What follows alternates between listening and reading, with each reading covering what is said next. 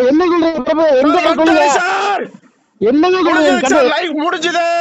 News 7 Tamil செய்தியாளர் நேசப்பிரபு காவல்துறை கட்டுப்பாட்டு மையத்தில் தன்னை காப்பாற்றும்படி கதறி அழுத ஆடியோ வெளியாகி பரபரப்பை ஏற்படுத்தியுள்ளது.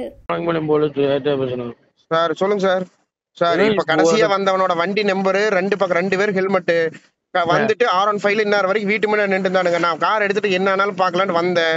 பின்னாடியே வந்தவனுங்க நான் பெட்ரோல் பங்க் கிட்ட போயிட்டோனையுமே வண்டி கொஞ்ச நேரம் நின்று வேடிக்கை பார்த்துட்டு வண்டி எடுத்துட்டு பல்லடம் நோக்கி போயிட்டு இருக்கிறானுங்க. Yamaha black colour R15.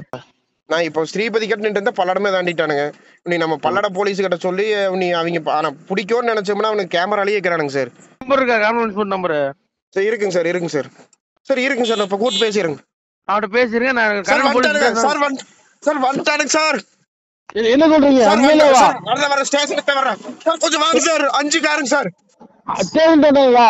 Sir இங்க ஐயோ என்ன சொல்றீங்க சார்? லைவ் முடிஞ்சது. என்னங்க சொல்றீங்க? 5 காருங்க சார். இனோவா எட்டிக்கா. இந்த ஊருக்கு போறேன்.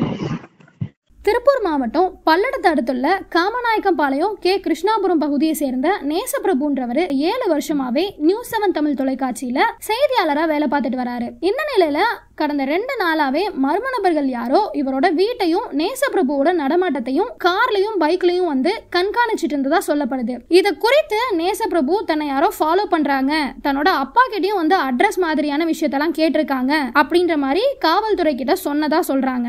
இந்த நிலையில தான் நேத்து வழக்கம் போல செய்தியெல்லாம் சேகரிச்சு முடிச்சிட்டு நேசப்பிரபு வீட்டுக்கு போயிருக்காரு. அவர் வீட்டுக்கு போகும்போது இரவு நேரத்துல அடையாளம் தெரியாத சில நபர்கள் அப்பவும் நோட்டமிட்டு இருக்காங்க.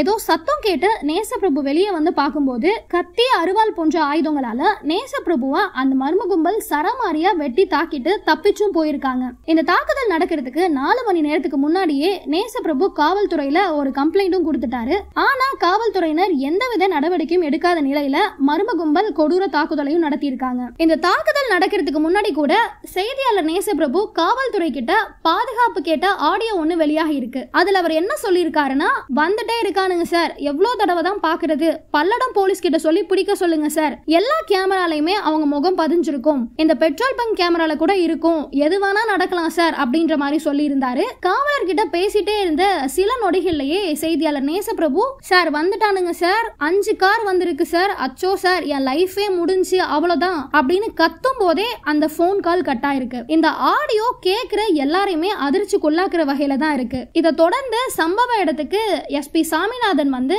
4 தனிப்படை அமைச்சு பல்வேறு கோணங்கள்ல இந்த கேஸை விசாரிச்சுட்டு இருக்காங்க.